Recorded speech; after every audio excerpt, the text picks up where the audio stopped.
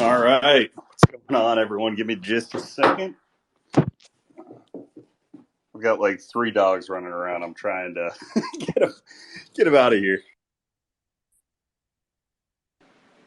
GM, are they your dogs? Well, I've got my brother crashing at my house for a couple nights, and he brought his 2 dogs over, and I was just opening up the door to my office as I was getting this started, and the dogs all ran in here immediately. Now they're running out and they're causing havoc out there. So give me 2 seconds. Let me get this going.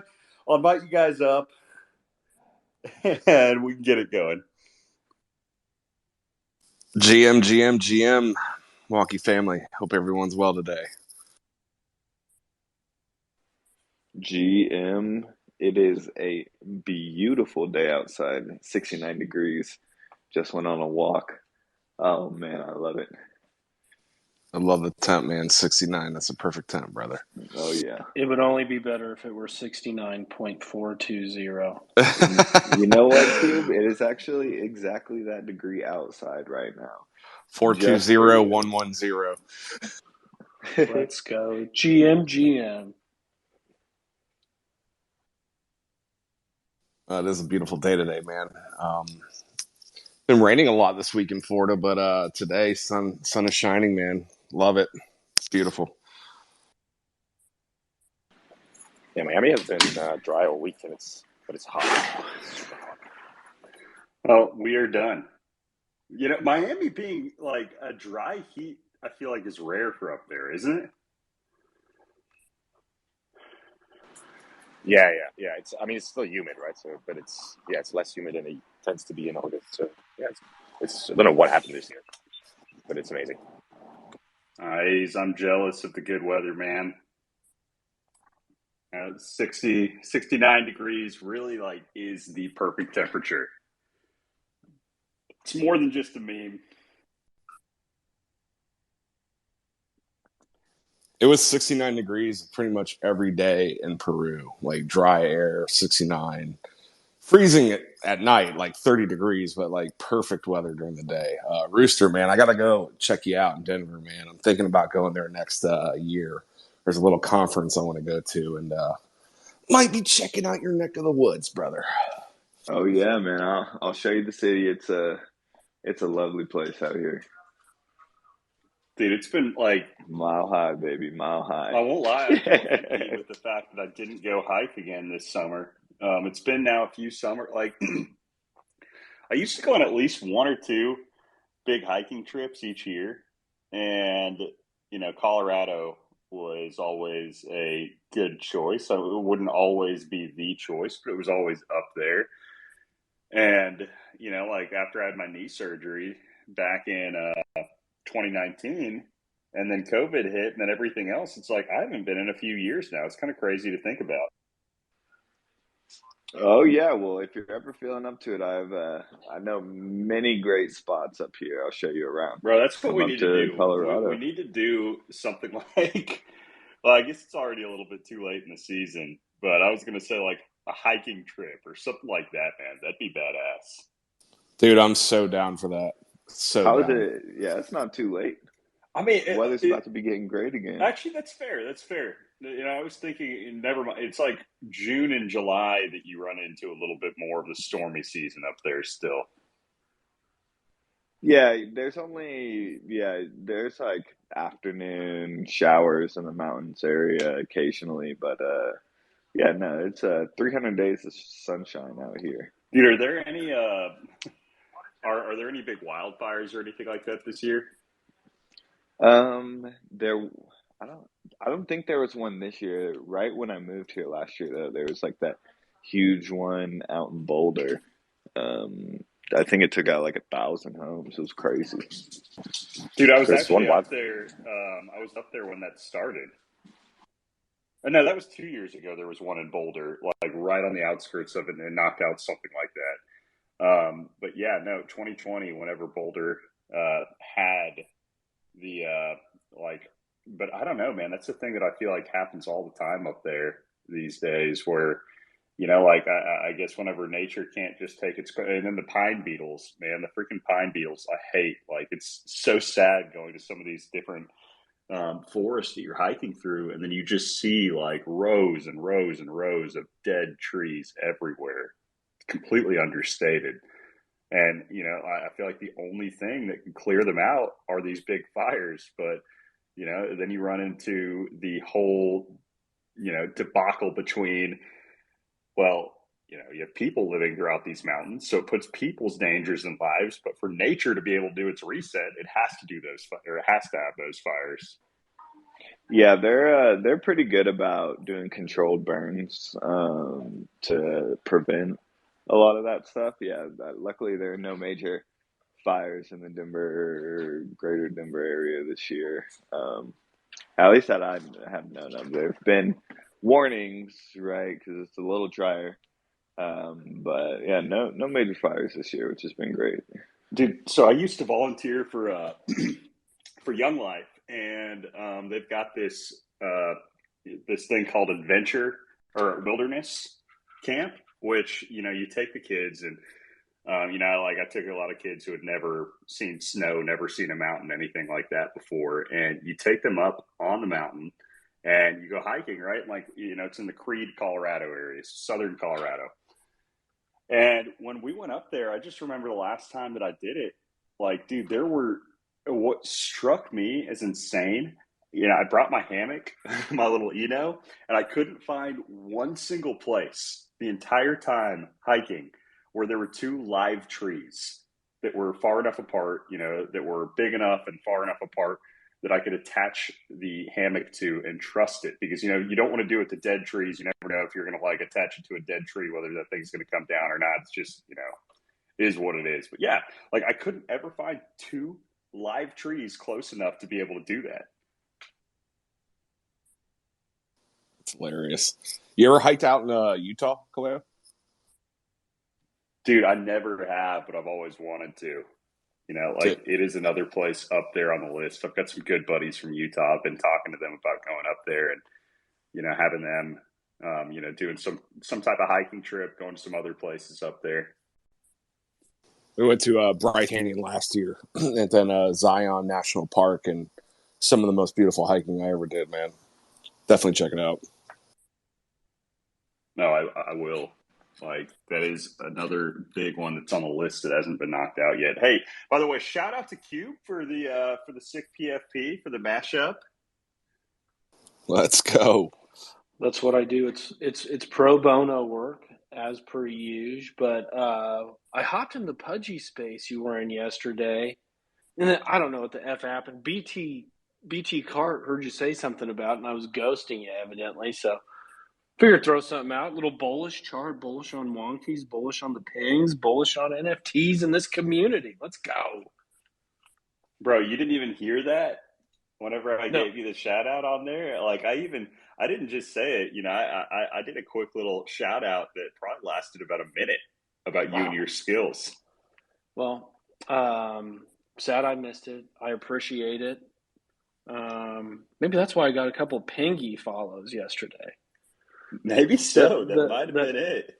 the classic shill from a pseudo celebrity. Well, I'd say you got celebrity status, but I appreciate it, man. So yeah, it's fun. I don't have celebrity status. I'd argue it. Well, you would be like, well, I guess maybe like, I don't know, maybe in a niche whatever community. Like, sure, I guess within this niche community, maybe so. But I mean, still, like, is that even celebrity status because it doesn't transcend the community that you're in? When you have multiple impersonating accounts that pop up at least once every week, and I got one that I think one yesterday popped up, started retweeting a bunch of your old tweets yesterday as well. Bro, that's what they do. They block you, but then they can still access your tweets, which I think is absolutely stupid. Like, if you block a person, you shouldn't be able to then go interact with their content like that.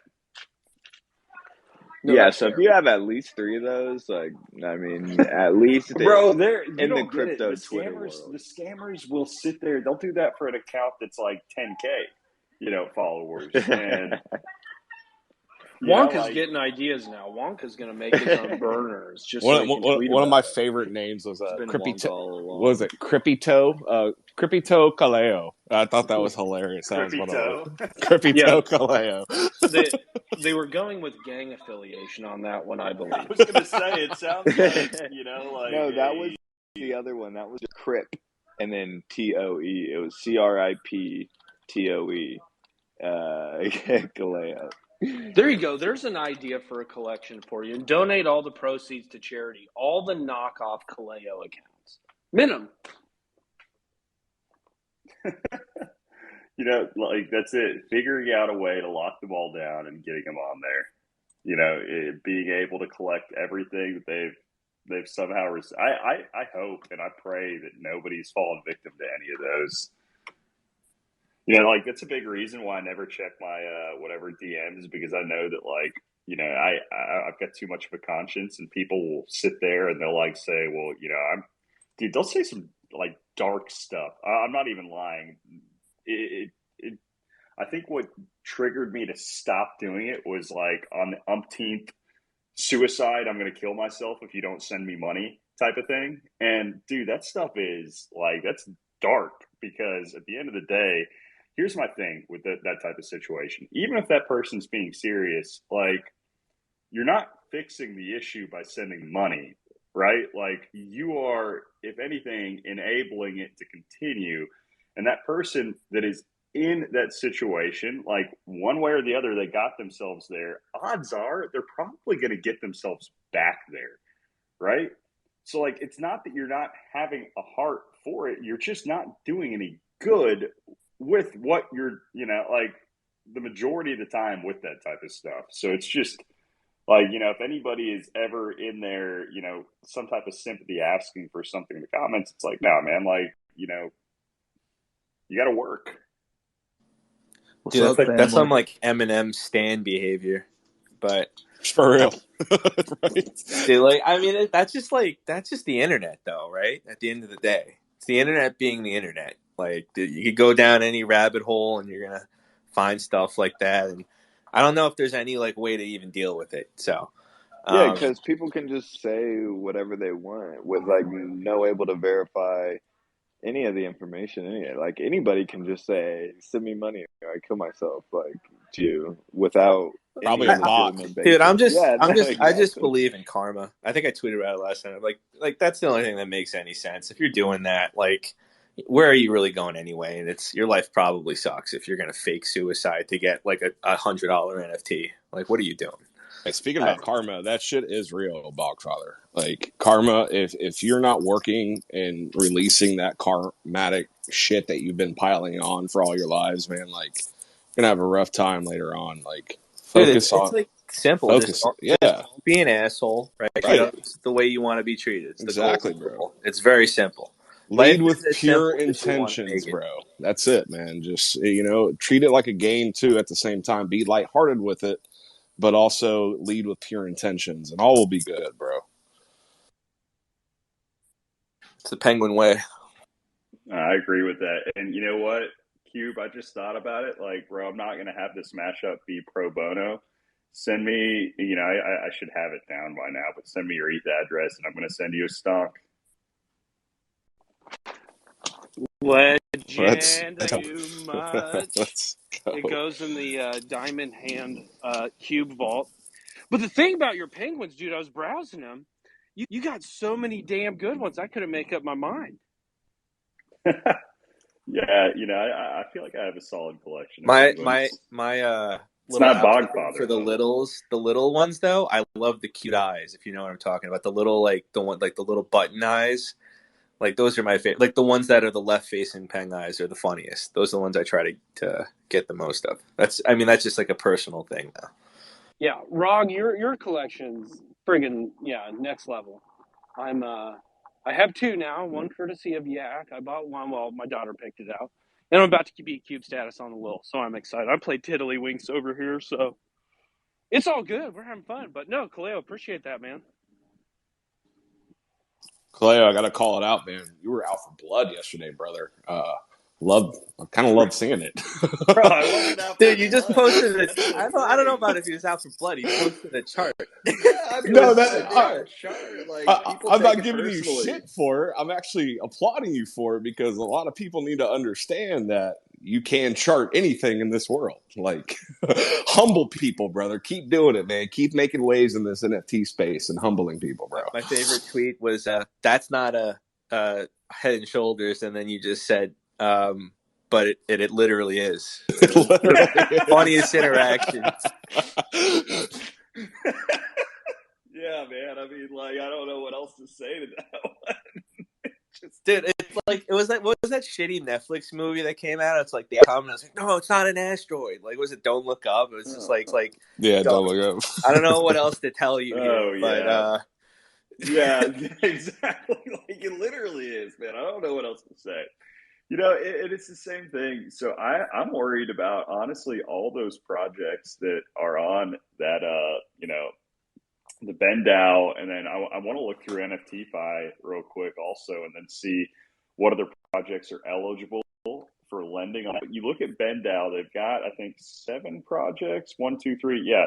So here are the 7 projects. In order of me being least worried to most worried, CryptoPunks, there are only 50 punks on there. And I feel like punk owners are usually typically more responsible. I don't know why, but that's kind of like the stigma that I've given to punk owners versus like apes, I feel like are a little bit more degenerate. But anyway, so you've got punks, Bored Ape Yacht Club, mutants, doodles, space doodles, which, dude, I didn't even know what space doodles are. What the fuck are space doodles? Anyway, Azuki and Clonex. So looking at all those, like each and every single one of them, I'd worry about a little bit more. Like, there aren't quite as many doodles on the platform, but there's still 64. And I think when I was looking at the health of all, like, there were quite a few that were there teetering on the edge. And again, it's not necessarily one of those things where the sell pressure of something like that is the be all end all. But when there's not much volume in the market at the moment, it's just difficult to absorb that. So even just a few extra cells weighting it down that are like, and these guys, they just want their money. They don't care if they undercut the floor. They just want in, out, whatever. Like, that's what they're auctioning off for. They're auctioning off for cheap, quick, efficient, right? So, it's enough to spur fear. And then you start to add on to that. You're looking at, other collections like Azuki, 169, like that's nearly 2% of their collection that's on there. Clonex, not as much, because Clonex has 20,000 NFTs in the collection and only 143 listed. But, point being, you go through it and it really does just trigger a little bit more. Like, the average daily sales on a lot of these collections is like less than 10, or maybe a little bit more than 10. So when you're talking about hundreds that are outstanding and that are starting to reach that critical threshold of health, like, it starts to make you question a little bit, is that really what you want to be holding on to right now? Or if it is, just understand that there's some volatility that's probably headed your way. Yeah. One thing I noted, though, like, I was posting about it a lot in the Discord, but I saw a lot of apes that are selling that have like insane entries, right? 0.25 ETH. Like, I think they're affected by that. Like, below 5 ETH. If you look at the floor right now in OpenSea, there's like 10 of them on the floor, within the first 15 that have like basically like they probably got within the first couple of weeks. So I don't know. It's kind of interesting to see. I'm not even fighting them because I don't know how that really even works down if there is going to be some kind of cascade or whatever. But I don't know. I really like the apes because I feel like they have conviction. That's something you got to respect. And we all like made fun of them, piled on. But I tweeted it yesterday for the Penguins, at least. I kind of want to see those guys or some apes cross over, and they have been. Like, I'd rather have them than a lot of CT people, just because you need that kind of like unwavering conviction to get to the next level. Like, like those guys aren't going to list. And there's going to be a lot of other catalysts coming through, but we're seeing the shift moving on now, and Like, I don't know what's going to happen, but it's kind of scary too when you see some of the tweets where they're like, wait, like, oh, Khalil, one announcement and we're right back there. I'm like, dog, one announcement is going to get like $100 million in liquidity, in 5 minutes. Like, I don't know what you're expecting, but yeah, I mean, that chart's not really looking too good. Yeah, and like the whole comment on, we're one announcement away from just rocketing back to over 100 ETH, dude, that like that's just not how shit works. It's not. Like the more that you're, that just shows me your lack of experience Have you because ever been in a market where you like haven't seen like a participant be humbled? Like, I mean, that's the thing at the end of the day. no, Like, I don't want to see it happen, but I just feel like that's what markets do. Like, no matter what the market is, hmm like no one goes through unscathed. yeah, no, I mean it's true, man. And going back to the whole announcement, whatever thing, it's like, yes, in the right market conditions in an up only environment, sure, that might happen, right? That might be what it takes. If there's enough momentum surrounding the rest of the market, enough volume, enough everything else, that might tilt the scales to be able to have that type of effect. But when you look at the context that the announcement is in, and truly a pretty deep bear market for the NFT space, and relatively deep for the crypto space in general, like there's not much that could send your project and your project alone there and keep it there sustainably, right? Like it might provide a balance, but one of the things that you notice with all this type of stuff, any asset that you've ever invested in, each announcement loses a little bit of luster, as time goes on, just a little bit more, a little bit more, and a little bit more until it fades almost into obscurity. If the market conditions It's aren't perfectly it's like kind of favorable. like announcements are goodwill, right? Like you're using the goodwill that you've built up in your project. So, when you announce something, like that's why you can only and you only have a certain amount of goodwill. And I don't know how to really even gauge that since it's intangible. Obviously, the apes have a ton of it, and they've used a bunch. The other side land and all that stuff, and now you're kind of like pigeonholing yourself and you're like waiting for like this, I guess for that game to be developed and whatnot. And, there's nothing in the interim. So, I mean, even if you're like one of those guys, oh, the fundamentals, like you can't, like, there's like nothing you can really expect to get that, like that surge in volume or like really, getting that, especially in this market. And it's becoming more of a luxury good anyway. So, Yeah, that's, there's a good amount of greed that's taking over there too. Because I mean, just thinking about everything that the apes have delivered just in the past year. I mean, they delivered insane amounts of value that they were able to sell for real dollars. I mean, even this year, ApeCoin and the other side, just right in the past few months, they've delivered so much value. And I think exactly what you're saying, pigeonholing themselves a little bit by delivering that much value so early in such a short amount of time, like you have created this idea for your holders that you're going to keep continuing to deliver, those amounts of value to them. And yeah, may ultimately end up shooting themselves in the foot whenever they actually do need time to develop something like this, the other side game. Bro, you know what I thought about though? Something that's a catch 22 with the other side drop and the way it worked. I actually think the more I've thought about it, like the only bad thing that they did with it was the mint price, right? The mint price was extremely high. I know they could command it, but it was extremely high. And the majority of people, whenever it reaches like, zero point 0.1 ETH, are going to say, right? That, man, I invested this much and it does burn a lot of that goodwill. But I don't think it's necessarily terrible as far as like a structural point of view, because if you think about land in general, right? Like there's super desirable land and there's super cheap land, especially like, whenever, the U.S. was being explored back in the day, like they were claiming land. There was land that was good, but it was, super cheap. You had to work harder to get it, do whatever. Like it's the same type thing with the other side, Hey, it makes it more accessible for a lot of people. Like I'm not sure how their metaverse works, but I think that they've got like the central island that everything's close to, and the closer it is to the island, the more valuable. and there's certain resources, et cetera. Well, okay, yeah, great. Have a tiered price where, it's basically free at the bottom to acquire cheap land for a cheap entry into it, and it's way more expensive toward the top tier. Like, that's how life works when you're talking about land in general. So, I think it'll play out, but I do think it's one of those things that's so oversaturated that I have a hard time seeing how anybody can keep that sustained at a floor above even 1 ETH. It's crazy that there's 100,000 plots yet to be released.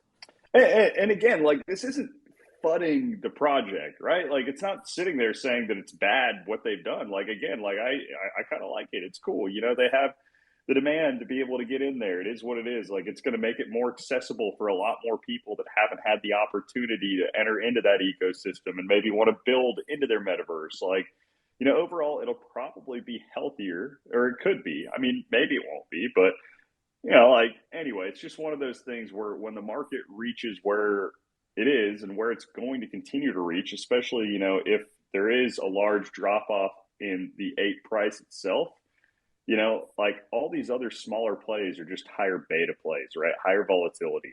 So, if the apes move in one direction, mutants are going to move a bit faster. The dogs are going to move. Actually, dogs are like Litecoin of that ecosystem. And then the other side land is going to move even faster, right? With how many parcels. And that's just the way that type of thing works. Like, so, it shouldn't be something that anybody gets upset about, just something that you need to prepare yourself for, that, it's a decent possibility. Dude, and like long term, like, they're like the first movers in the space. Like, the next bull run, I think they'll be fine. I just think at the end of the day, the percentage returns are just not going to be there anymore, compared to like other up and coming collections. And but I think overall they're going to be fine. I'm not funding the project by any means, but I mean, the short term, you can't really argue. It's not up only cover is really kind of what I'm saying. I did Exactly. see Mr. Crayola have his hand up for quite a while, so I Yeah, wanted to dude, give him a chance to speak. I bet I Mr. was a Crayola. terrible host. So go ahead, Crayola. What's up, Crayola? What's up? What's up? How are y'all? Yeah, so I just had a couple of questions. So one, because I'm uneducated, like, say the NFTs get liquidated, where do they go? Like, what happens? Do they burn? Do they, like, how does that work? Great question. And in my expert, knowledgeable opinion, after, looking through it for all of 5 minutes yesterday on their platform, and, through probably another 10 minutes on some other tweets on Twitter, basically they just run an auction. It lasts for 48 hours. Basically, the 48 hours you have to be able to collateralize the loan. But, during that time, if you don't add the collateral, the margin that you need to, then basically the highest bidder wins. I think that there's a minimum reserve price that they look for, and if it doesn't meet the minimum reserve price on auction, then they just hold on to it, and they literally say it's an impermanent loss, and we'll just wait until market conditions are better, until floor prices rise to sell it, which is like, what the fuck? Like, really? Doug, that is such a horrible model. I mean, I don't care. Absolutely atrocious. We're just gonna wait until the floor prices rise, and they're like, it's fine. It's an impermanent loss. Nah, bro. Like, how long? At how many years does impermanent become permanent? So Never with NFTs. They last forever now. Come on now. They're immortalized, remember? That shit's going to become permanent loss. Oh yeah. And then really the last thing, and I'm actually not at work yet. I gotta go in later. But oh, nice. yeah, I know. So something me and my buddy been talking about. You might have seen his name around Chew Talk.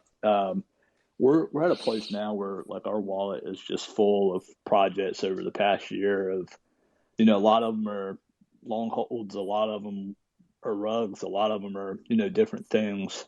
But then there's a few that are kind of in between, and he asked a very poignant question about um, does my project that I hold have a way of continuing revenue? And he's like, I'm gonna ask him point blank, and he's like, if they don't give me a straightforward answer, he's like, I'm selling it for like a massive loss. Um, but it got me thinking too, like, what really is the next wave of sustainability? Because I think the projects that minted like 8 or 9 months ago are now starting to slip, not because of FUD or whatever, but they're running out of funds because they're either doing like a raffle shop or they haven't managed their money well up front. Um, what's kind of a signal to you that, hey, I need, like, is that the way to think about it? Like, are they continuing to create streams of revenue, kind of like Bored Ape Yacht Club, or I don't really know how to play it anymore because I wanted to hold them forever, but now it's Bro, brutal watching them go. here's my deal. I think that actually, I think Jesus said this the other day in a tweet, but I agree with it. Like, if you're really, I mean, this sounds shitty and it's going to offend a lot of people, but if you're in a project because you want to make money from the utility, you're already broke. Like, you've already lost. Like, it just is what it is. If you don't appreciate it for whatever level deeper it is, then you've already lost going into it because they're not going to deliver. True. So it's that simple. True.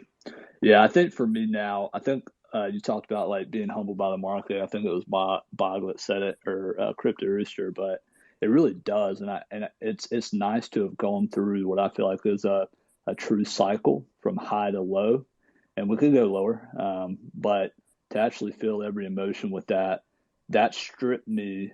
And what you talked about with being habitual, I tell my wife and my family all the time, like, everything in life becomes habitual. You learn something new, you're excited about it, and then in a year you know how to do it, you're bored now, and in the same way with the market, I was scared the first time I started trading in 2020, and now I'm becoming more disciplined only because the market made me more disciplined. And I'm placing orders that I'm letting be filled, and if they're not filled, I'm not chasing anymore. Whereas before, I'm like, it's dropped low enough. Let me cancel my bid. Let me just buy it. So yeah, I think with the NFT market as well, I went in with the intention of, hey, let me buy into a project I believe in, that's fun, that has a great community. And in the same way with like the Wonkies, like, that's a community for me. Like, it doesn't matter that price. We're here today because of that and because of you releasing that.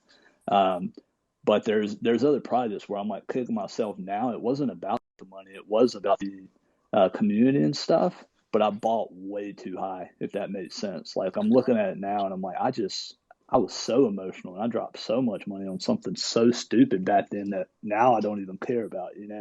Yeah, dude, I lost 50K on fucking Piggy Pals. I get it. Oh my gosh, man. But It's but that's the crazy. thing, man. Like, that's the risk, and like, if you're a market participant, you should kind of understand the risk and where you are on the curve before you enter. But Understand the risk of speculation. Bro, I lost like a couple $1 million on AMC calls like a fucking degenerate. And I'll never there's feel that always a pain. bigger fish in the pond. When Clay says Always. that, I feel somewhat better about Just my. came and drug his nuts across our foreheads. No, you need to hear that shit, though, man. It's No, like, for real. but you said it. You kind of made a really good point. Like, like, utility is a meme. Community, even though it could be cringy at times, it's not a meme, right? Like, that's literally what the hell's holding together. It's like the fabric of any of these friggin' projects at the end of the day, and you also, like, I think we're going to the point now where some of these PFP projects are becoming IP companies, and they know it. And like, there's a shift going on. You can't just be like, no one's really here for the, like, people like the art, I like the art or whatever, but like, there's something behind the IP. And I mean, with the last time I'll show, like, with the Penguins, like Luca tapped into that, and I wonder what, like, the Doodles are kind of doing that. I don't know what the Azukis are doing. I don't really follow those communities closely, but if you're a blue chip project and a blue chip PFP project, like, there's a shift going on. And Yeah. it depends on whether or not you capitalize on it, or you really even just going. Yeah. I agree and I disagree, man. Like, I think that there are certain niches that, each different project can fit. Like, I think that the Pudgies are really solid as far as IP type opportunities. I mean, look at your freaking PFP, man, right? Like that little plushie is sick. And, it just is one of those things where, who's going to make a fucking plushie of a punk?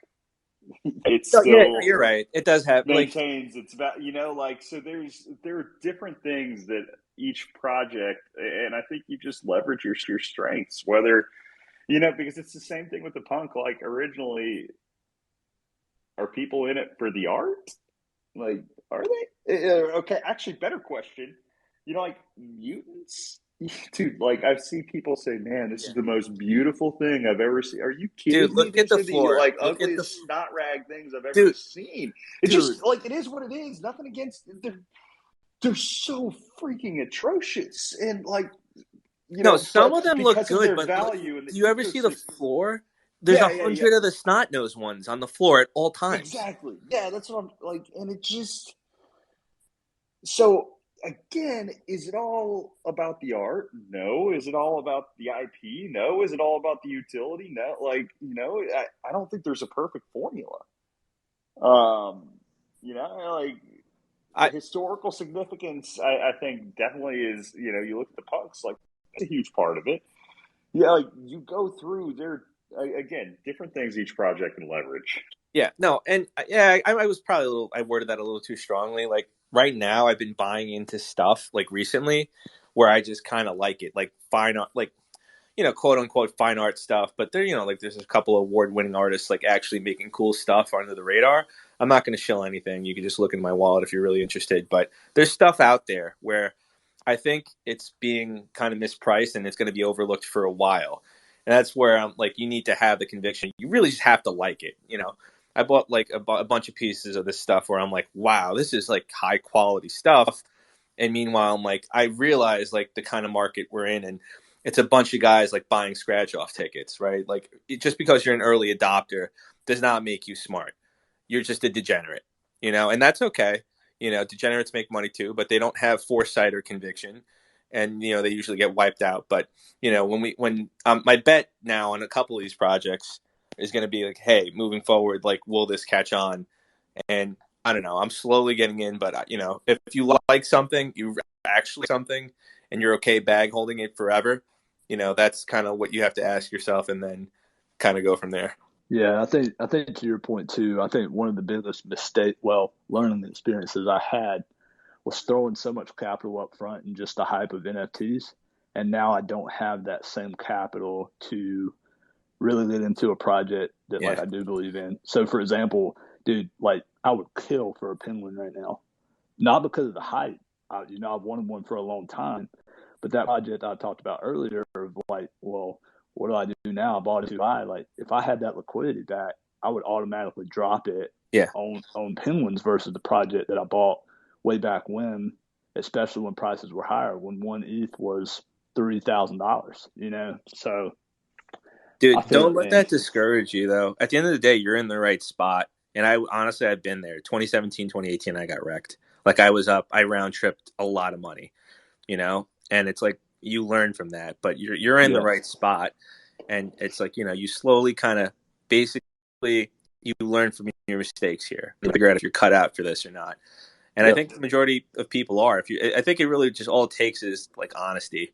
You're yep. like, okay, don't make the same mistake twice, but you can't let that kind of like affect like your I guess confidence. Right. You know, Yeah. Eh, And I think it really is like the time in the market and just being more patient because that's the thing. I feel like people either get bored or they're not patient or they're emotional and then they drop out and they're like, oh, it's a scam. But then you talk to people that have made it, quote unquote, WAGMI, and it's because they've been in the market for 5, 6 years and saw 2 or 3 cycles and maybe screwed up on the first one, but became a better trader, a better investor over the dude, long there's haul. multiple cycles going on. You got the dinos, you got DeFi stuff. Now you have NFTs, and I don't think they're really all synced up, honestly.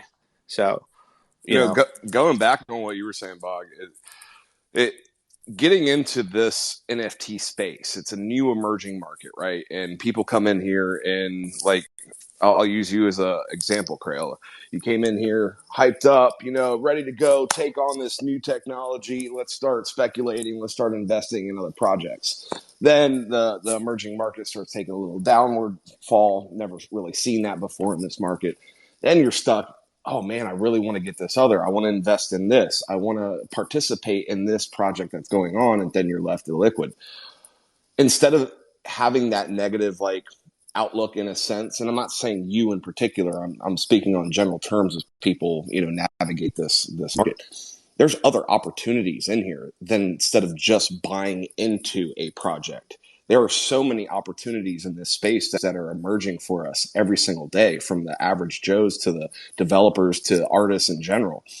So instead of saying this is my only place I can participate in this new market, no, man, there's so many other ways that you can get in here. Get in there with community building. You can get in there with making connections, networking with people to have innovation in this space, right? Yeah. So Yes, sir. those are little hints and tips to really help you and anybody else really in this space. So don't get too emotional with your past mistakes. Learn from them, grow from them, evolve from them, continue growing. Just honestly, and at the end of the day too, like you just gotta like write it off as like tuition. Yep. Like Exactly. you just gotta like just don't get all like worked up about it. Don't think about like all time high or pet. Like just like you learned a lesson. Like it could be a very very expensive lesson, a cheap lesson.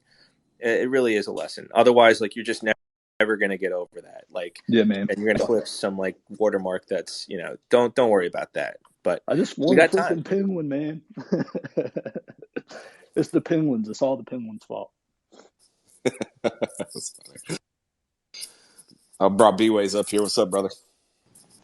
No, just back. Sorry, I'm just following the conversation again. So keep going, and I'll jump in when I have something interesting to say. I had to jump for a second. Yeah, Crayola, you can get a plushie at Christmas. I think this will be a cute one. You actually don't even have to get this one, and I will still be getting paid technically. So, so just buy any one of them. And Got you. Yeah, I got you. Yeah, it is interesting to see, like you guys are talking about IP, branding in certain projects. Like you guys actually have the perfect PFP to brand out with. dude, Some I'm of not the even gonna lie. We just got lucky, man. Like, no, but you like do though. we got like It's super cute. lucky. It's cute. They're fun.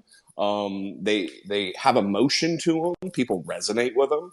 So when you start putting that into the Web 2 world, into the in real life world, bridging that between the Web 3 world, it's a win-win, situation. And there's going to be a lot more projects doing this as well.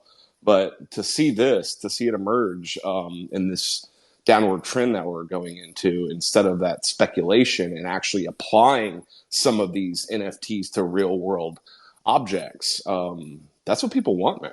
People want to touch, feel. They want something other than just sitting in a wallet, right? 100%. Yeah. B-Ways, I want to ask you, I saw you picked up a World of Women yesterday. Congrats, man.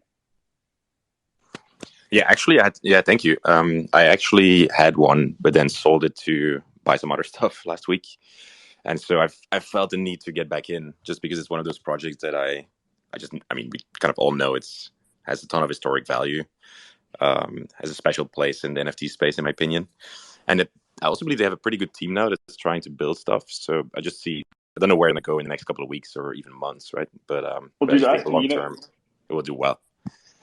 I think that I've realized that like it's so difficult to keep track of what every single team is doing in the space that I don't think I've seen too many people that I follow personally that are really plugged into the project. So it was interesting seeing you buy into it, and I'm just curious what some of the things that attracted you. The historical significance was one, but some of the other things that kind of brought you into the fold a little bit more for feeling the need to stay involved. Yeah, on what they're actually doing, they're creating like a storyline and a lore around Willow Women, which I haven't actually really followed that closely. It's quite intricate, and I just don't have time to follow that for 30 projects.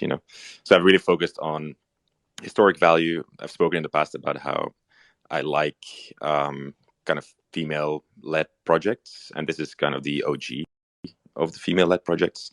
So I believe they'll always have a special place in the industry, no matter what happens, right? In the next 10 years, it will always have that special place, and I think a very important entry point for women entering the space over time. So I think they have something unique that is actually impossible to replicate for any other project. Just having that kind of dual, historic plus female-led vibe, and they have just very good stats still. If you look at it, I mean, obviously they went down a lot, and they got some criticism for their second collection that was better or too similar to the first one. But I think over time that people will care less as they kind of differentiate those collections more. So I just think they went down maybe 85% from their top. I think that's too much from where they were. So it's a pretty simple investment thesis, to be honest here. But again, the main stats, if you look at ownership distribution, is still incredible versus other projects. They have like 5,500 holders on the 10K collection.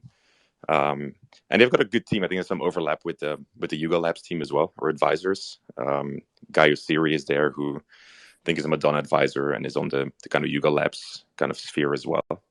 So just overall kind of very strong fundamentals, and as the space grows, it will be one of those projects that people will jump into first. So it's a very, very simple investment thesis, actually. Hey, I agree with that, but I was going to say, like, I'm not going to buy any project now that's down 80-90%, just only off the basis that it's going to be so hard to eclipse the alt. Like, I think the returns will be there next cycle, but you have so many bag holders, and we saw this with 2017 shitcoins. It's very hard to get past that high watermark when you have so many people like waiting to unload them, that we're flipping, and some of them are probably going to capitulate here, right? And I'm not saying like the project will most likely recover to a degree, but like looking at the multiples and everything else, like that's why I'm just not really looking. I'm not interested in a lot of these projects. Yeah, I think that's fair. I think it's a fair view. I just don't see it as a shitcoin. So I think that is where I just disagree, I guess, on this one. I think it's one of those that will not be seen as a shitcoin. It will come back. And so it tanking as much as the average project, I think, was they probably also went up more as project, right? So I'm not saying they were going to go back to 15 ETH. Well, but I think they will be back somewhere much higher than they are today at some point down the line. And I don't mind holding this for like decades, effectively. To be fair, B-Ways, I think like I'm old school. I classify anything in the crypto space that isn't Bitcoin as a shitcoin. I still classify ETH as a semi shitcoin, so like if there's an NFT on ETH, like it's still a shitcoin. Like it's all the same too. They all operate the same, and that doesn't mean that shitcoins have value. That's just the definition that I give everything. It's not Bitcoin, and I trade shitcoins. I invest in shitcoins. I believe in a lot of shitcoins, but they're all shitcoins. Just some of them have JPEGs. I'm just looking for shitcoins right now that don't have a lot of bag holders. So any projects getting released in the next 12 months or so that kind of grow and make a name for themselves, I'll be kind of just eyeing from the sidelines, and because we all have a lot of time. Honestly, I don't think wave isn't coming like tomorrow. So, hey, can I actually speak to that point too? And it actually connects back to the very beginning when y'all were talking about taking hikes in the forest and stuff. This isn't me shilling this, but it's the only project that I bought like this. So it's called Itsuki. And what they're doing is they're basically taking your NFT and what you paid for it to plant trees. And so it's kind of like living back to in real life, like the earth and stuff like that. So I thought that was pretty cool and like a new way of doing things. So sorry, I'm like working out, so I'm like dying right now. But basically, like you buy the NFT, they plant a tree, and then your ID is like tied to it, I believe, in some way. So even if the project fails, right, you've done something in real life to give back to the earth in a way. So projects like that, they're relatively new.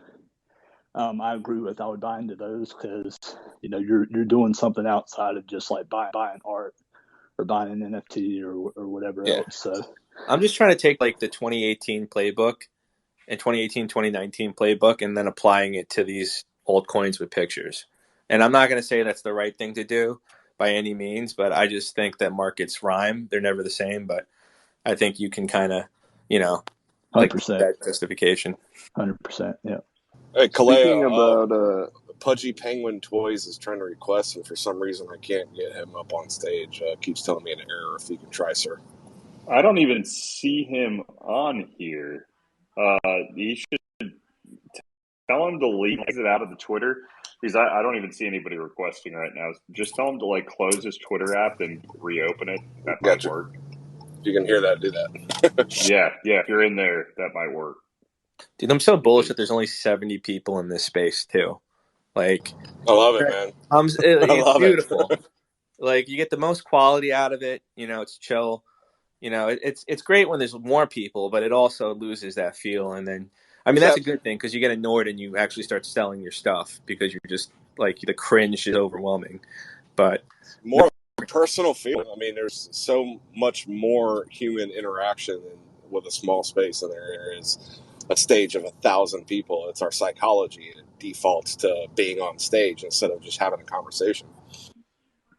Speaking about the shitcoins, did you guys see the tweet of that South Korean professor who invented the toilet that turns poop into energy and puts people in digital no currency? way. Dude, I still call BS. There's no way. I didn't. That's got to be a meme. Is there a pin that up top Yeah, if there's a tweet? I'm gonna pin it up at the top because that's a literal shitcoin. Here we go. I pinned it. It should be popping up here. Dude, when memes turn into reality, love it. The funniest thing about this is the dude posing next to a toilet.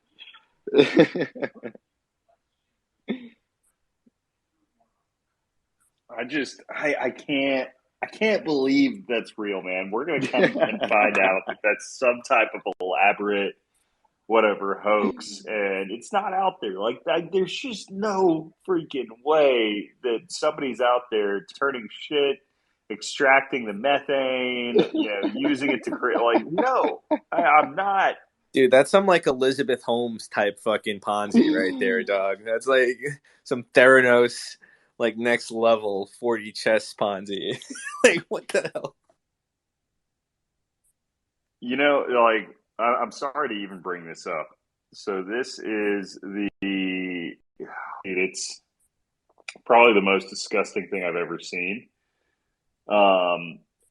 As far as any type of show, have you ever heard of the show Hoarders?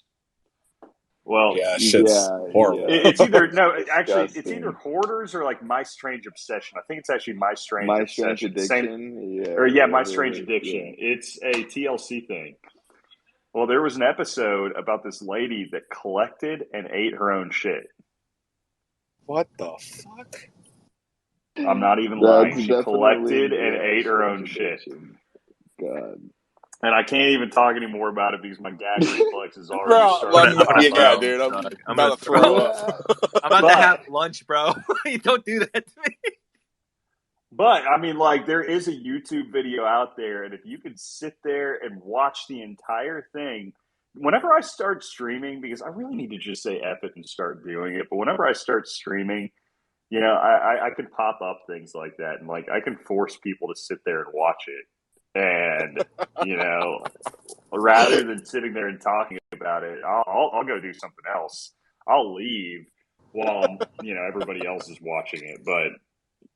I just envision this lady sitting at her dining room table with a fork and knife and some salt and pepper and some ketchup and just going to town, bro. That's so she shit in a bucket. And had buckets and buckets, like the big white paint type buckets of shit, just all throughout her house, and almost treated it like wine, where different, like she would know kind of when each one came from, and they have different flavors based on the 2019 Taco Bell. The 2019 Taco Bell.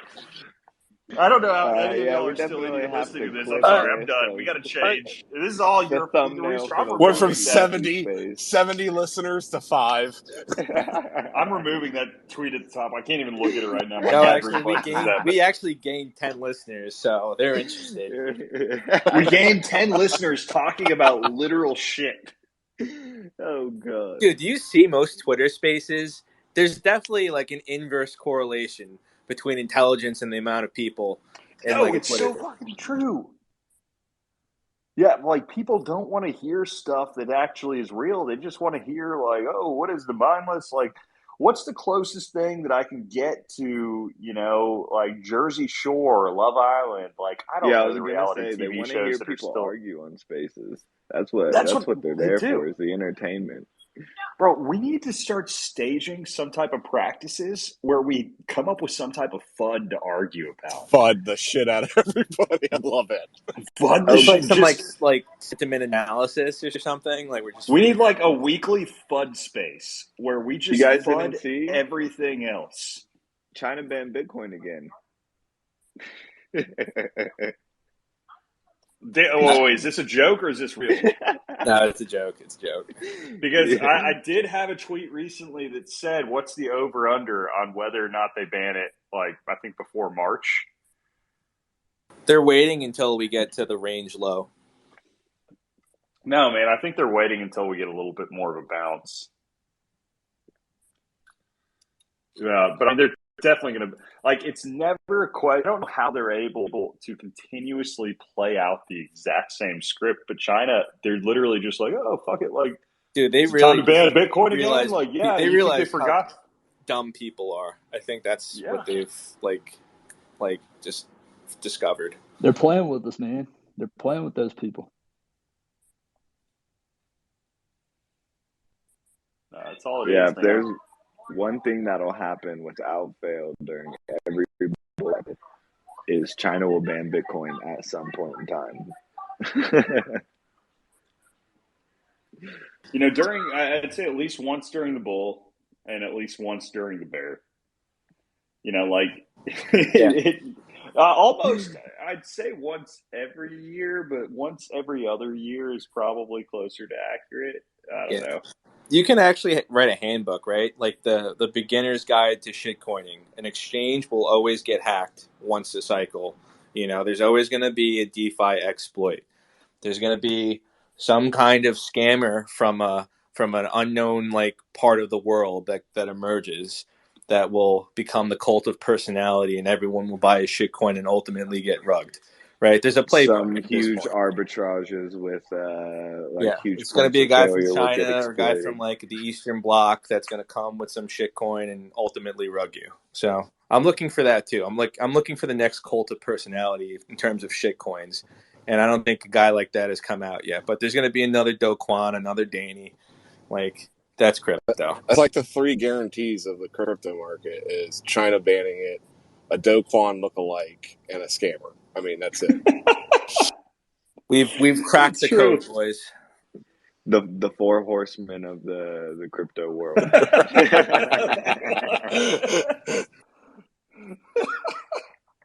Oh man, It's funny because it's true. It is. It is. It's the only guarantee, buddy. Okay, I'm looking. I got a question for y'all on stage. So I'm looking through some of these projects that are, in the trending collections on OpenSea. I have never known what is the background on the potatoes, man. Like, how in the world does the potatoes have any fucking value whatsoever? Who decided that? Man, these pixelated like sprouts out of the ground with leaves, like, bro, that's worse that than a was a rog. Kevin Rose thing. That's Dude, it's worse worse than than a the rog. bean. Have you seen those beans, Kaleo? Those Azuki. Yeah. What the Like, fuck are those things, man? I'm just wondering, like, what is because how do they have 12K in volume? Yeah. They're like sprouts. Are those asses sticking out of the ground with legs? Shitting some turds.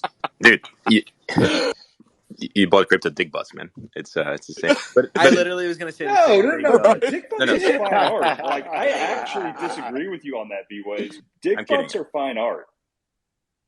Yeah, right. Okay, I like them as well. So don't get me No, wrong. No, I sorry, but mean, like, it might have taken me investing in some dick butts to really truly appreciate the art, but like, damn, there's some sexy dick butts out there. Potatoes. Vlad is big into potatoes. That's right. Okay, so Vlad is what is big the in potatoes. so That's what right. what is the potatoes though? Like, I okay, don't get it. yeah, so they are. I'm not super into the eco, but they are legit, right? So they're gonna allow you to mint. I think you have to be staked, and then if they're staked for a certain amount of time, you can mint the Meme Land collection, which is this 9 gag CEOs project. So I think it's a big project, right? I think that guy has a Doug, couple if million followers. anyone talks about staking NFTs, I'm instantly out. That's ever. Hey, Crayola, that's fighting words. I don't know him well enough to beat him up yet. Yeah, it's also fighting words for Cube with the plague. I am a pacifist. Everyone's entitled to their own Ribbit, thesis. ribbit, Bro, ribbit, I'm trying to elicit some fights here for the viewers. Yeah, we're trying. I'm actually trying to stir up some stuff. We need some FUD, guys. All right, Yeah, so, Wonky so Weekly I guess pay-per-view. I will give you one why I think I'm cool staking my plague frogs. Right, I think they got a unique founder and a rabid community with pawns, and then the fellow army. Some of the stuff they're talking about doing, and I'm looking all this stuff, long-term hold, thesis, investment. I'm fine with sitting on these for years and years. If one of these ideas actually does hit, it could bear very nice fruit. I mean, I'm into the frogs for, $100 a pop. I got 4 of them, and fuck, I'll take that bet anytime. But it has to be specific to a good project and founder and what their plan is, right? So if they can execute on some of it, it could maybe pan out. But I understand it's risky. I guess what's your problem with staking? I just feel like the Ponzi-nomics don't make sense. Like at a certain point, it's like literally like any other like DeFi like thing. You're just adding like another protocol on top of something that just doesn't add liquidity. It just literally like adds like another Ponzi like aspect to it. Do you see any tangible examples where like it depends on where that coin goes to? If like all right, like let's say you started getting like other like streams of income, right? Like brought into the project, then maybe like you can like the staking might make sense if you're like if you're staking for like a licensing deal or something, that would make sense because like you're like I'm a boomer in that sense. Like you have cash flow. Like Gotcha. I don't understand like with you could promise all this other stuff like the long term. I always laugh at long term stuff. Like I think it's just a meme in crypto. Like what's long term is relative, right? Long term to me is like a month. Like I don't know. It just depends. But I think I've got something that might help with the way I view it. Right? It's like everybody on Twitter gives the Fed so much shit for printing 2/3 of the money supply in the last year. They can just print whatever, right? Like, to me, a token that you're claiming from staking is just like turning on an artificial money printer because, it's like, does it have maybe some value within the ecosystem eventually? Maybe, like, but it's kind of just this artificial money that's printed out of thin air because it either equates to being able to, like, I don't see too much in any of these ecosystems that it can really do for you outside of, potentially buy you something else new within the ecosystem in place of ETH and I don't know, like, so that's the way I view it. It's kind of like the Fed turning on the printer a little bit and, similar type of concept, but not to say that it can't have a positive effect for a while, but eventually, if there isn't enough application for there to be full saturation, then all you've done is, utilize. And I'm not saying that these projects don't have like solid intentions behind the staking, right? Like, there are solid intentions with a lot of these that are driving it. but I have a hard time seeing how, unless it becomes like a Yuga type ecosystem, that it really maintains a higher level of value. And, maybe that's the bet and maybe that's the play, though. If you're like, well, this has a potential to turn into something like that, then maybe this does turn into something like an ape coin, and my worthless whatever, all of a sudden are worth something more substantial. So, there kind of is a catch-22 bet with that. But, until it's proved further, it's kind of just like printing money. Yeah, Sorry, you go. No, I was going to say, if I could add, right, like one of the other ways I look at it is, like, I like the project and would hold it regardless of if there was staking, right? So it's just, I guess it's another cherry on top, right, to incentivize holding, but I like it anyways. And so why not stake it if my plan is to hold it, and maybe, you catch a fish with it, Yeah. It's hilarious. Now I don't know what I've staked, and I'm worried 10 years down the road I'm not going to remember, and I'm going to lose all my NFTs. That's totally going to happen to some people, man. That's no doubt. Speaking of that, I got if anything, I have that's a the most stonk on bullish FTX. side of it. I was going to say I got a stonk on FTX. I have no idea That's how so to funny. get. I lost all. Yeah, I got a few on there too. I've got some stonks on FTX. I got a sick ass ribbon Supply on there too. lower. I gotta take off. Bullish. Dude, so when Kaleo wins stonk in the FTX arena. Dude, I won't lie, they straight up rugged me on that. I don't even know if they put up any NFTs in the FTX arena, actually. So they went with me from talking about the print, from talking about everything else, to all of a sudden saying, "Oh, it's off." So, I mean, like, what are you going to do? Dude, if you want to hear that. Well, pitchfork raid. I was going to say, you could go Wonka's idea and actually print stonks as rugs for people to wipe their feet on when they go into the arena itself. Maybe that would get some interest. Bro, you want to hear something crazy? Like, I interviewed with FTX, like with basically Brett, and like I gave them the pseudo swap like thesis, like literally like 9 months ago, or like more than that, like almost a year ago, and like they didn't listen and hired some like Solana influencer. Dude, why didn't you tell me that? Did I even know you at the time? Is a better question. You did, yeah, you did. Then why didn't you tell me that you were interviewing with him? I would have. I would have texted. I did. I There's think no I did. way you did. Dude, check the DMs, dog. I did. Bro, let me see this. Check the DMs. It was like October last year. Were you asking Kalea for money? Is that what that was? No, we were talking about Wonkies. I was begging. I told them like he was begging. Don't Felt scroll bad too far about up. himself. The very first DM I have from you is Monday, July 18th. Oh, no, it's probably LedgArt. It's probably the LedgArt account then. Possibly. One of them. Let's see. I don't think it is. I don't think it happened. Oh, damn. Well, that's he's calling. He's confident. Mistakes were made, guys. That's a missed opportunity. I mean, like, I could have been a pretty decent reference. I could have texted Brett. Boy. Oh, man, that hurts. I could have been chilling in the Bahamas. Shit posting. Hey, there are other opportunities. They'll grow. No, yeah, I know. You live and you learn. But I don't know. Like, I just have, like, one thing to add, too. Like, just if you're looking... Like, I have, like, a thesis now in general, and I'm not talking about anything specific, but there's a lot of, like, cool fine art projects, like, that are actually sick, right? That no one's looking at. And I'm not going to show mine or anything, but there are a couple out there that I've been eyeing. And I just think that the stonks, the stonks, yes, obviously we're all here for that. But I think the bag holder collection, the whole the couple like check marks I have for like the check the box like things I have for most of these collections of like why I'd want to even put any money into them. It's kind of the inverse. Like the amount of holders don't matter. Like at some point like a whale can just come in and snag 1,000 of them. And obviously that's a ridiculous bet. But like people don't care about the utility.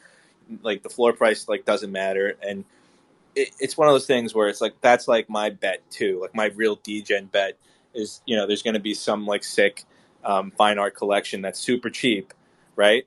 And it's whatever you like and whatever you think. So it's not a direct shill, but I think that's a kind of where the alpha is for the future for the next couple of months. So Bob, let me ask you a question, Bob. are they on Ethereum, Solana, or have you looked at Tezos at all? Because some Oh, of see, us in Room 110, there are some phenomenal artists on Tezos. That's Bro, I a haven't ignore broadened my Tezos. I'm horizons. just gonna. Hey, this is my alpha. I'm gonna give you guys right now, and like maybe it's pure shit, but from a long term hold point of view, ignore Tezos. Why would you want art on a dead chain?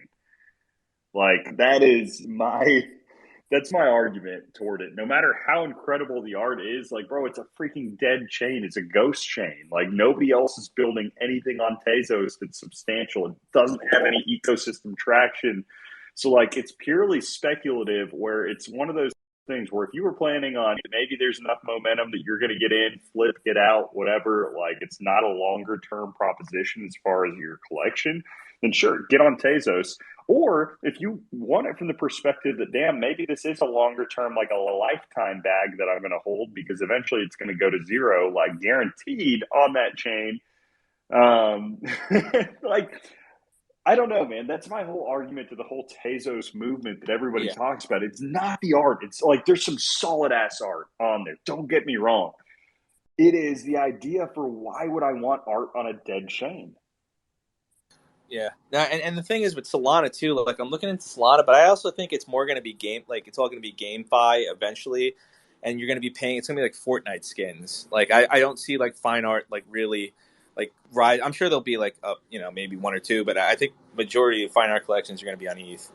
Um, because people don't give a shit about gas, even with the merge and everything. Like Chads don't care about paying gas, so you know. Q, Q, please correct me though, because I'm not here to offend anybody looking into the Tezos type collections, because there is, from what I've seen, I've like people that I really respect as well, like DeSpy, like he's big into Tezos, and there's some other guys like that. That's just my opinion on the overall thing. And it's probably a little bit boomer compared to a lot of the other NFT people in the space. So feel free to give a little bit more of the Tezos shill. That was No, just no, my no. two Full cents. disclosure, I don't have a Tezos wallet.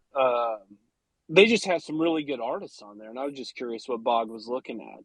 And the art, and well, in Room 110, we had about 10 artists coming. B-Ways could fill in better than me on this.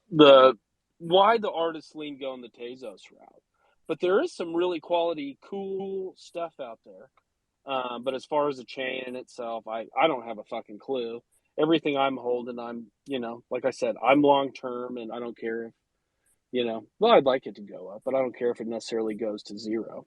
But there are some successful big projects like that Damien Hirst Dots bullshit where he had the kitschy, you could get the real print or the NFT version, and it was like 64 for the actual physical print. Yeah, that's Yeah, true. That's yeah. true. I'm not really looking at art blocks. I'm like trying to like delve a little deeper, and that's the thing. Like obviously, it's further out on the risk curve, so take that for what it's worth. But like, there's definitely a lot of things out there. There's been saturations, like kind of why we're here. So it's like you have a lot of time to like look at stuff and like that's the whole point of networking in the bear market too. Like asking other people if they're familiar with the project or whatever, and like figuring out like okay this has some like legs to it, and you have time to like just assess from the sidelines and not FOMO here, like there's a lot of cool stuff out there. That's all I'm saying. So here's a question. Do you think that there has ever been a better time in history other than now for an artist who wants to get their name out there and wants to, make something for themselves? Yeah, I think this is the best time to get exposure. I mean, the whole royalty thing too is like honestly, you can always just have a pseudo pool and you're still going to make money off swap fees. I don't see a problem with that. Like it depends too, like how we can go into that whole discussion, but it's really like, are you like continuing to be part of the project, and like are you asking like a reasonable like fee? And that's all really subjective, and a discussion to have within each collection. Can we switch gears a little bit since it popped in my mind what Kaleo was talking about a little bit earlier this week? Do we know what happens to the NFTs post merge? Like, do you think they're going to become less valuable because now it's different, or do you think that there's going to be like the OG movers that anything that was made pre-fork is one to be sought after?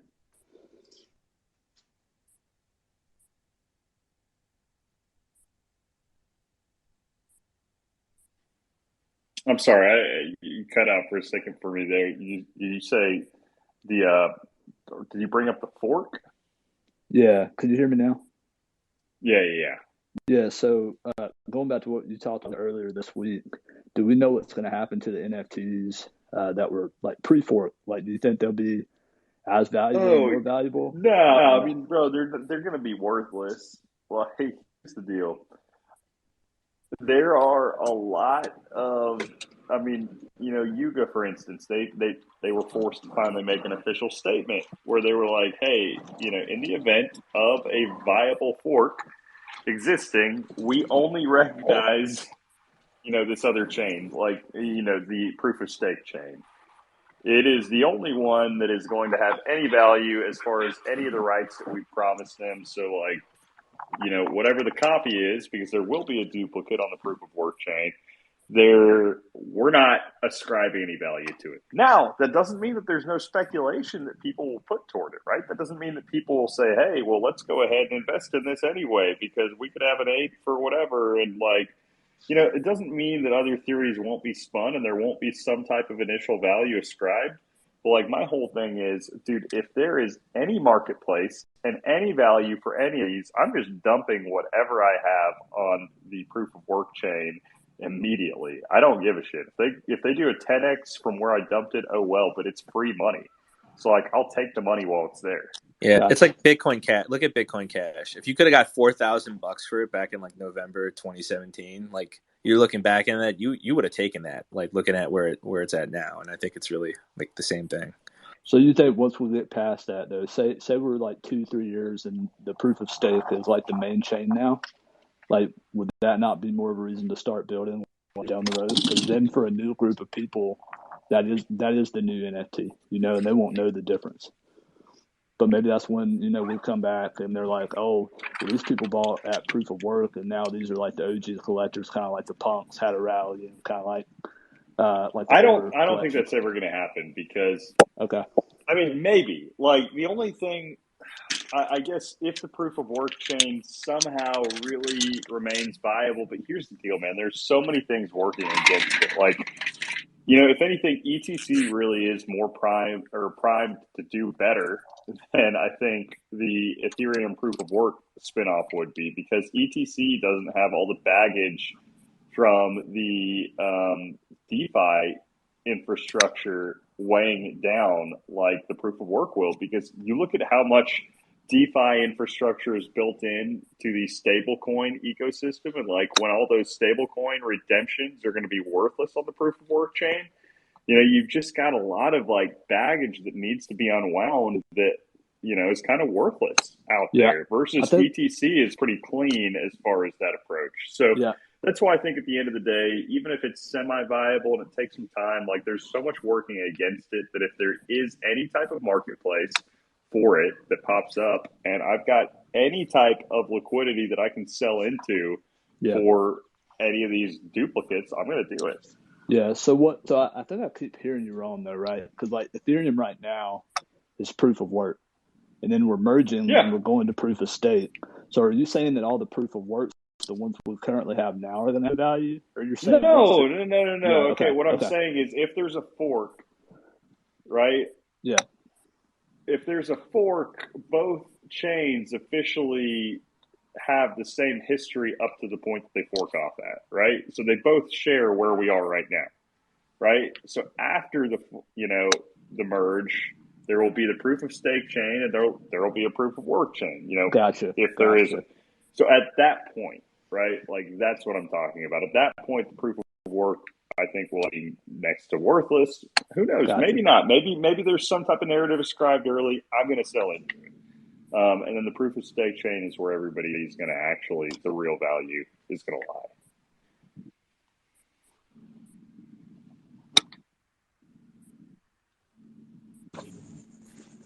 So hopefully that helps. It does. Thank you. Hey, But you guys hear me okay? Yeah, we got you, brother. Hey, I'm usually just lurking in these things, but I accidentally fat fingered the stage button, so I might as well say hey. Let's. What's up, Blake? Welcome. Oh, good. on a little Twitter space for Wonky Stonks. Right? Just a quick shout out to Kaleo, dropping the Wonky Mint. It was my first NFT, and now I'm aping into pudgies. So just want to say I appreciate you and appreciate listening to you guys, and it's been fun. No way, man. That's awesome. Love to hear that. Yeah, love the spaces. Keep it up. Where are you right now? What is the noise in the background that I'm hearing? They might be crickets because I just stepped out back and I'm in Florida, so there's bugs everywhere. That is exactly what it is. I was like, there's something like cicadas. that. Yeah. Cicadas. Yeah, I was inside. My roommate just got home, so I ran out here for a second. I haven't been outside in so many years that I forgot what they sounded like. So no, InSurf's been here with a community since day one, man. It's awesome to have and hear your voice, brother.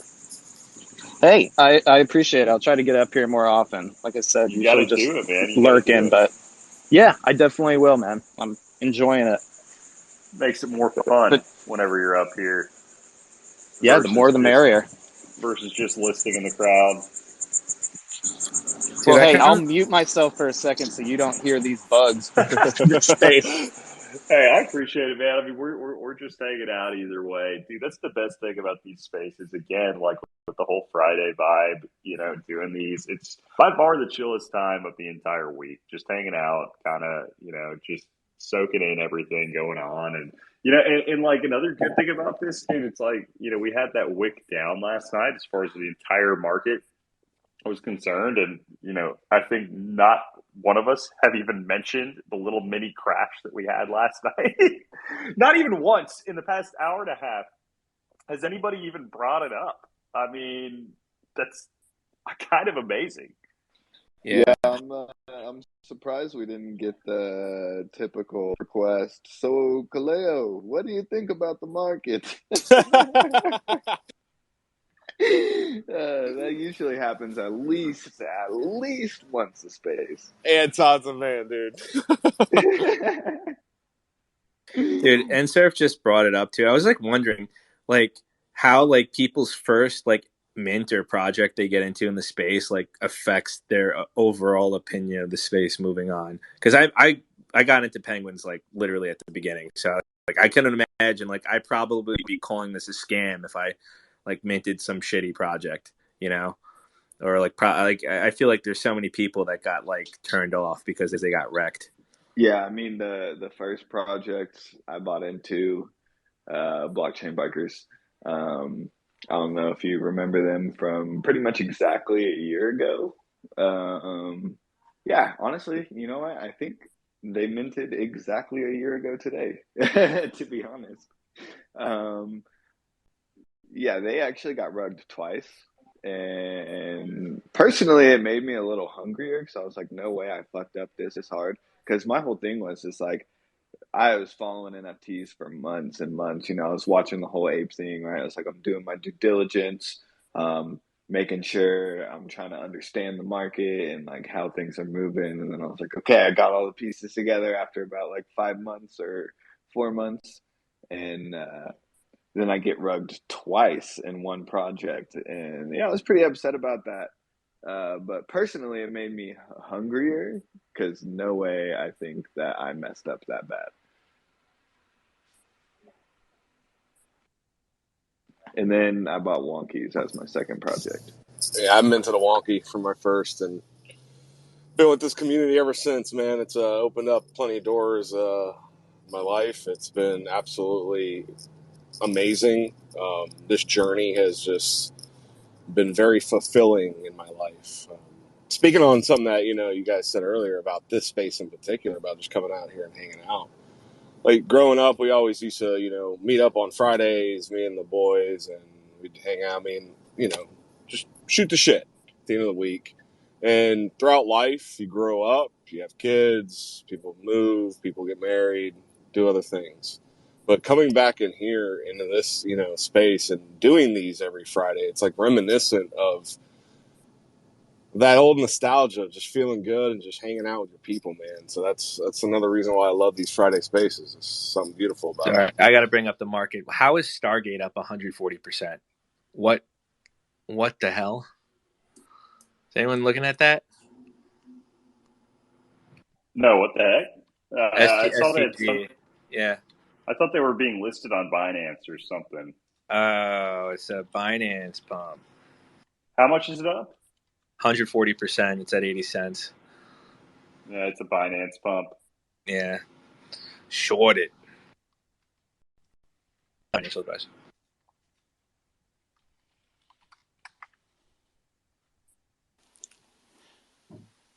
Hi guys, my first time on stage. All right, let's go, Richard Hawk, Yeah, baby. Let's go, man. I love it. I'm in the Wonky since last November and always followed the spaces and everything, but never really were up to talking. But now I think I got one or two stories to share. Actually, I started taking trading more seriously in October and at the beginning of October, and it was a good time to make a little money without having a clue and then losing it all because being overconfident.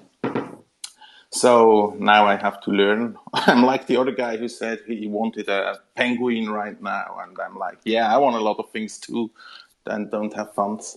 But yeah, my first NFT was actually an artist who played around with NFTs and sold her tweet. And that was a fun way to get into that, to give some money to someone that you appreciate their work. A month later, she said, "No, that's not for me. That's not my stuff."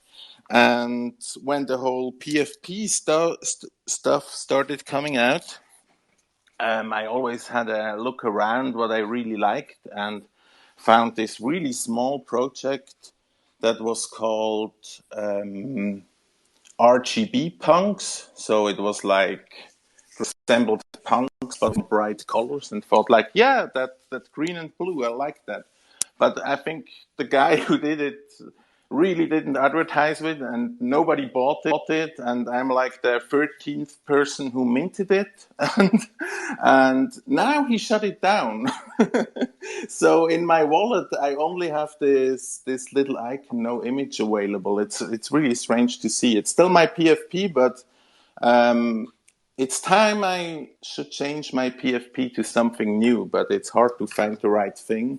So if anyone has any Wonky suggestions, Stonk, I'm baby. up for it. Yeah, I'm totally up for wonkies, but I prefer to have them in the background or something. Yeah, you I need don't a know. mashup. Yeah, probably, but the mashup what? With some Pudgy penguin, like I have a little Pudgy or what? I don't Yeah, know. a It's little like Yeah, a pudgy little would be pudgy great. would be a little pudgy on a stonk would be fire, bro. Yeah, they maybe I have match to really do the well. Well, I same mean, look thing. at my PFP right now. Yeah, I should do that. Like combine it all into one stonk. That is like the right direction you took there, Khalil. Our man Cube, he does it. He charges 1 ETH though, but he'll do it for you.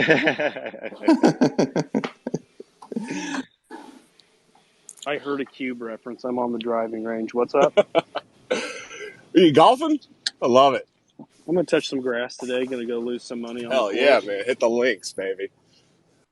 We're winning enough money to buy some ETH and a stonk. So we'll see. I need to Yeah, get to Wichita and golf with you, brother.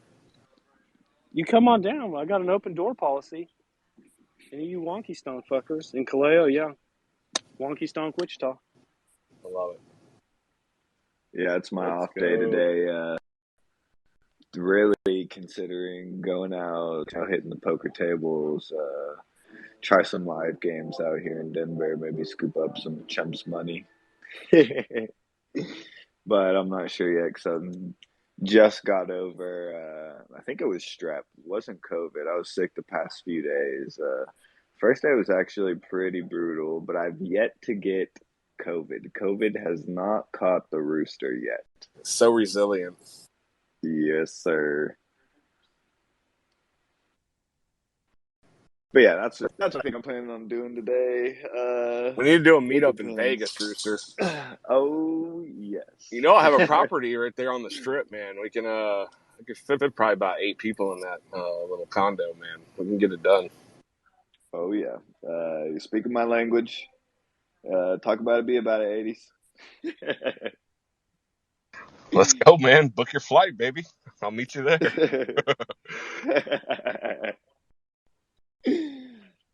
Got anything cool planned for the weekend? Making babies. Making babies.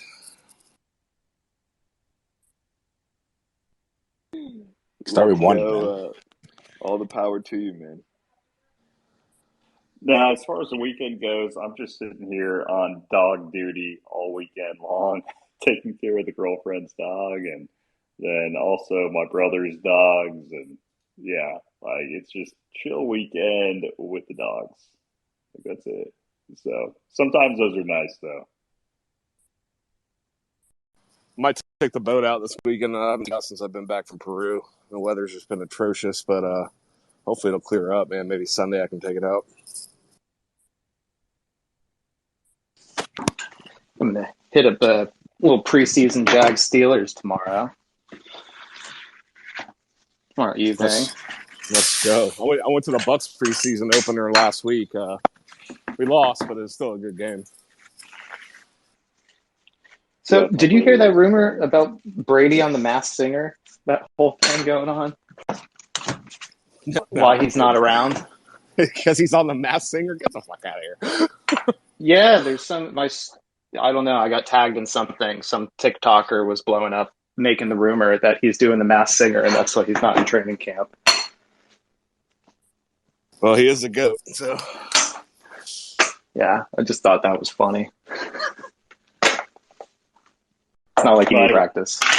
I never saw it. I believe it, though. Like, bro, that guy can just step into anything and be, I'm sure he's got a beautiful voice. Yeah, the only other person other than myself I would like to be would be Tom Brady. That's pretty much it.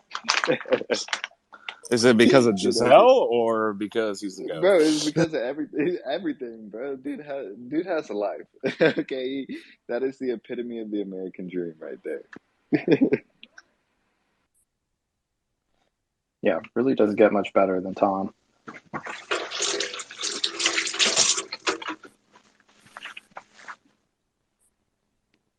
But gents, I actually do have to get wrapping up here, but I've enjoyed the space as always. Always a pleasure having you guys. Fun hanging with the Stonk community. We're going to continue 26 weeks straight. We're going to continue on for another 26 after this. Let's go. And that's it. After those next 26, it's done. Oh, this was six straight months. Yeah, 6 straight months of Wonky Weekly Spaces. 6 straight months of Wonky Weekly Spaces. Woo-hoo. Much love, everyone. Have a great weekend, and we'll catch you next week. Cube, you still haven't DM'd me, man. DM me the ETH address because you don't do it, I'm going to forget. Okay, I'll sign those DMs, but I did that before, asking what kind of mashup you wanted, and I got ghosted. Well, calling them out. Oh, yeah, shoot. I mean, I'm terrible at DMs, but, I'll check it. Yeah, Cube, you got to beg them for money. That's how you do it. There's a bridge on the golf course that's looking really tempting. I got a feeling this afternoon. So, if you want to give me some of your positions, I'll shoot you. Best of luck. Appreciate you, man. All right, man. Appreciate you as well. Catch you guys later. Take it easy. Later, everyone. Have a good Godspeed.